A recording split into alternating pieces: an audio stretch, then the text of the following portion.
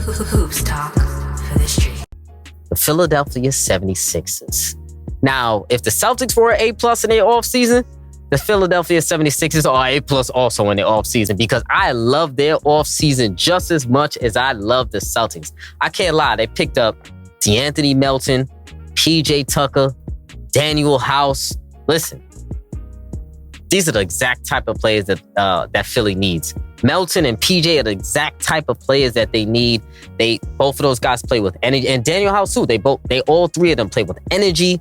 They play with heart, and they play with hustle every single game, every single night. And those are the type of players that Philly needs around Joel Embiid, around James Harden, around Tobias Harris. They're gonna need guys that can hustle, guys that are gonna bring that energy, guys that are gonna play hard, and guys who are not going to be emotional when Doc Rivers is yelling at them. Because we know Doc Rivers. We know he gonna get hoarse. We know he needs the halls every play, every game, every time out. Doc Rivers is gonna need that. So he needs players that are dogs also and who are not afraid to be yelled at. And we know PJ Tucker, he's not afraid to be yelled at, and he's not afraid also to do the yelling. So you gotta give some love with PJ there. He's going to be so important for Philly this year.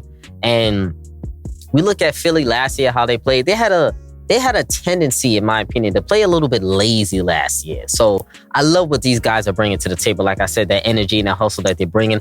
Melton, a.k.a. Twin, he could play with or without Harden. He could play with or without Maxey, a combo guard. He could come off the bench. He could start. He could do it all for you. So Melton is a phenomenal pickup from the Grizzlies. He was a major piece in the bench unit and the surrounding role players around John Moran, around Triple Dre and the Grizzlies, and why the Grizzlies had such a great record when John Moran was out. So Melton, excellent pickup. I don't feel like I have to say too much about what PJ brings to the table, but we all know what PJ brings to the table. That's a dog right there. He's bringing that winning mentality, that winning play at the power forward position, at the center position. He could play some three. PJ brings it all. And most importantly, what PJ does in addition to what he's bringing to the 76ers, is that he's weakening one of their most important rivals. Where is PJ Tucker coming from? The Miami Heat. Who's the team that took Philly out? The Miami Heat. Look at that. So one of their major components is now weakened. And if you look at the Heat, I'm not even going to talk about them this episode, because you know why? They didn't do a damn thing in free agency. Not one move the Miami Heat did. Pat Riley, I'm a little worried about them guys, but I think a lot of the summer is not the summer's not over yet, so it's still a little TBD. So they still have time to make some moves. We know they're linked to a lot of players, but as far as it goes right now, PJ Tucker is gone. They're gonna miss a lot of what PJ Tucker brings to the table. So I'm a little worried about the Heat in that aspect, but one team's loss is another team's game. And the 76ers, they're really, really going to benefit from having PJ on their team. So I really like how they solidified that